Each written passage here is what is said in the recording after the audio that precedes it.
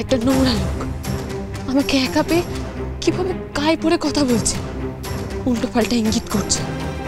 আমাকে যেভাবেই হোক ওর সামনে থেকে পালাতেই হবে, পালাতেই হবে। কি করি, কি করে?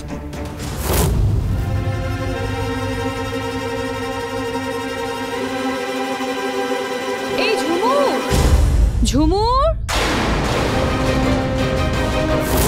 হ্যাঁ গো দিদিমণি, আসছি। দিদিমণি ডাকছে মেসোমশাই, আমি আসছি। হ্যাঁ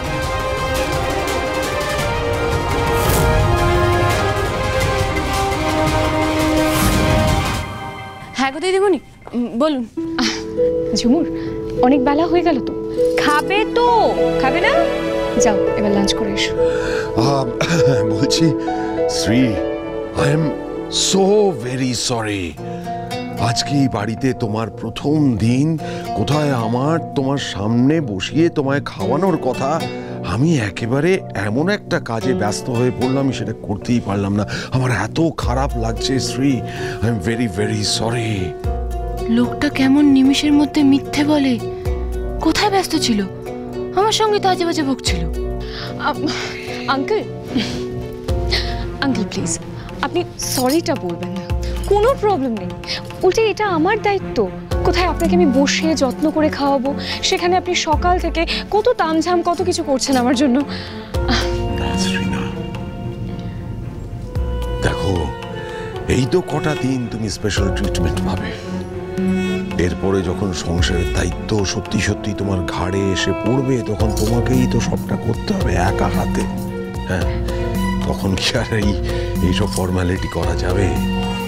কিন্তু আমি সত্যি সত্যি তোমায় জিজ্ঞেস করছি, তুমি ঠিক মতো খেয়েছো তো? কোনো অসুবিধে হয়নি তো? কোনো অসুবিধা হয়নি, সব ঠিক আছে। দেখো, আমি চেষ্টা করেছি তোমার পছন্দের রান্না করাতে। তোমার কি পছন্দ সেটা কিন্তু আমার জানা। আঙ্কেল, আমিও সেটাই ভাবছিলাম, আপনি কি করে আমার সমস্ত পছন্দের খাবারগুলো জানলেন? মানে আমি অবিতাজকেও সেটাই বলছিলাম যে আমি খেতে বসে দেখছি সমস্ত পছন্দের খাবার আমার রয়েছে রাখা। আপনি কি করে জানলেন সেটা? আঙ্কেল, সত্যি স্ত্রীর পছন্দ এতটা আপনি জানলেন কি করে? মানে আমি তো আপনাকে কখনো বলিনি।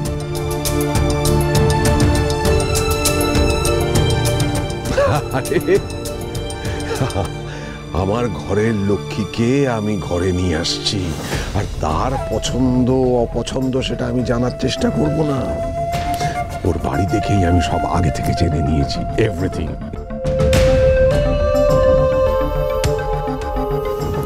না না, আরো সাবধান হতে হবে। বেফাস মন্তব্য করাটা এবার বন্ধ করতেই হবে রানা রায়চৌধুরী। বলা যায় না কখন কে তোমার দিকে নজর দিয়ে বসে আছে। বুধুয়া সোম থেকে রবি প্রতিদিন সন্ধ্যে 7:30টায় স্টার জলসায় ও ডিজনি প্লাস হটস্টারে।